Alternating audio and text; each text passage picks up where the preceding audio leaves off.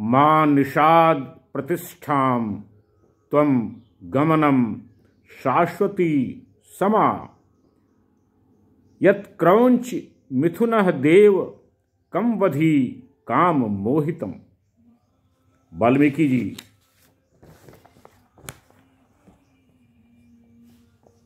नदी के पास, तमसा नदी के पास थे। वहां पर क्रौंच पक्षी क्रीड़ारत थे। एक निषाद ने तीर मार दिया, उनको घायल हो गए। अचानक वाल्मीकि जी के मन से ये फूट पड़ा, ये काव्य, निषाद तुम्हें जीवन में कभी प्रतिष्ठा नहीं मिलेगी, तुमने कामरत पक्षी को घायल किया।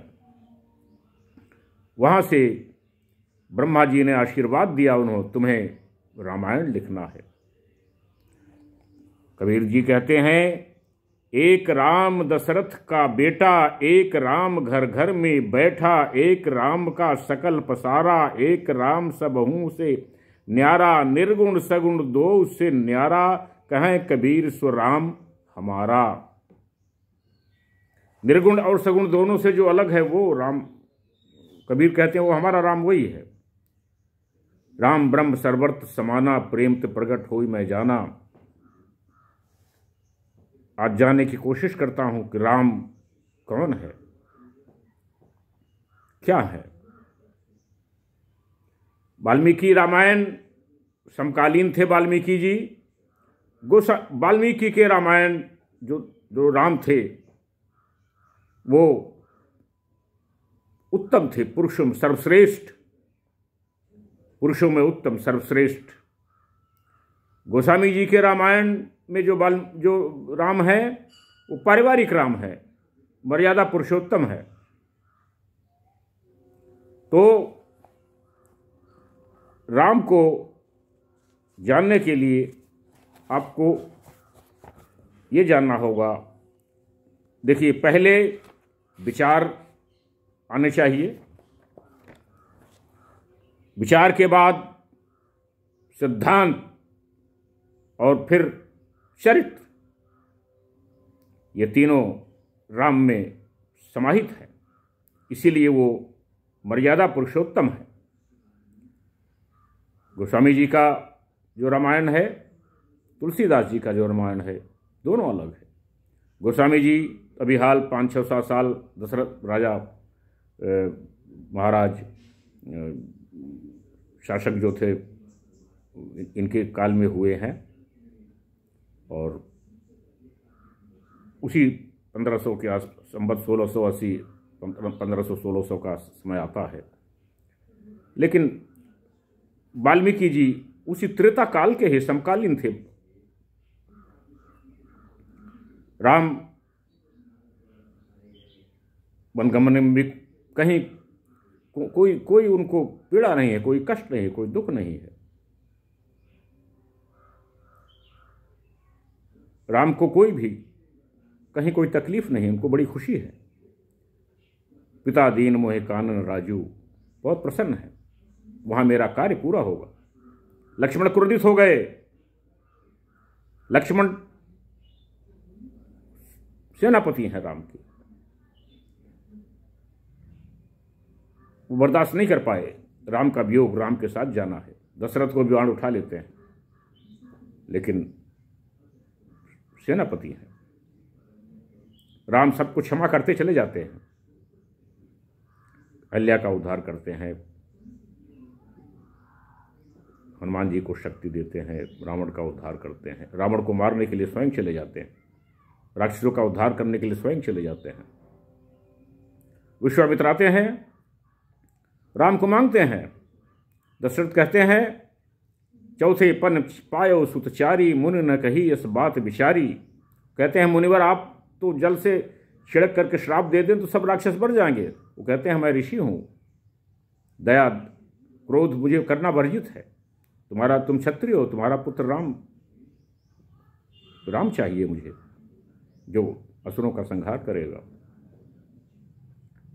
तो राम ब्रह्म होते हुए भी मर्यादा पुरुषोत्तम है।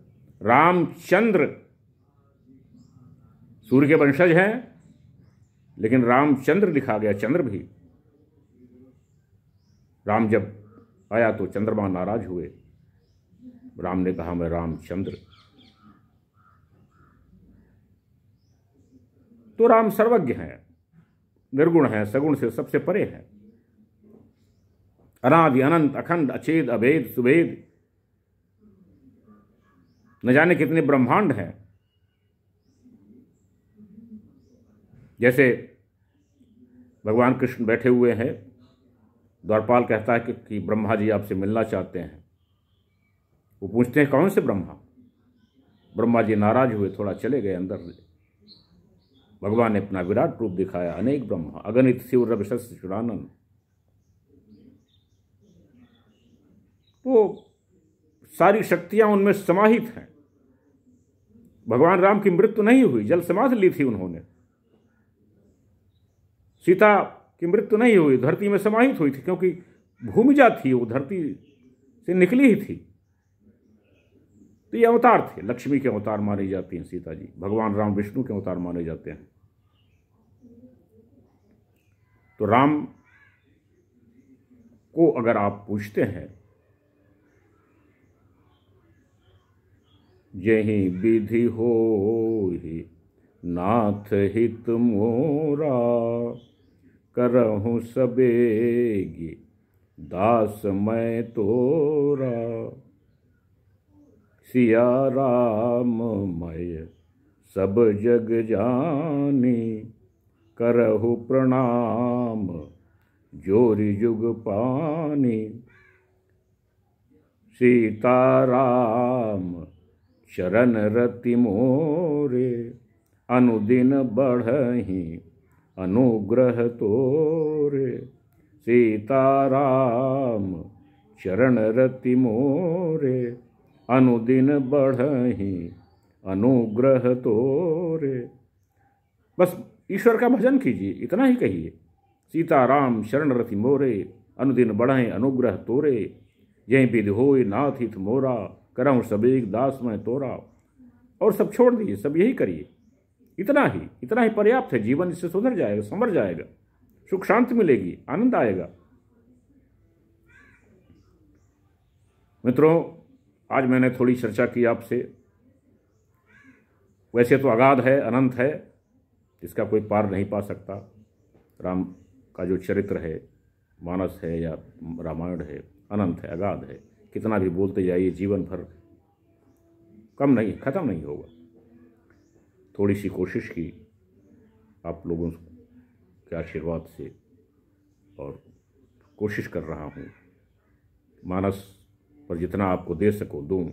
जो मैं जानता हूँ, जो मुझे गुरुओं ने मुझे जो जितना बताया, जो मैं जानता हूँ, वो आपको देने की कोशिश कर रहा हूँ। निश्चित ही आपको इससे कल्याण होगा, आप सुखी रहेंगे, बच्चे आपके तरक्की करेंगे, आगे बढ़ेंगे। मैं डॉक्टर टी.पी. त्रिपाठी, वास्तु ज्योतिष आचार्य, आध्यात्मिक चिंतक, विचारक, वक्ता, इस चैनल में आपका स्वागत अभिनंदन करते हुए, मेरा नंबर है 9451033559। इस नंबर पर आप मुझे रिंग कर सकते हैं, कॉल कर सकते हैं, अपनी परेशानी पूछ सकते हैं, उसका निदान किया जाएगा। तब तक के लिए नमस्कार।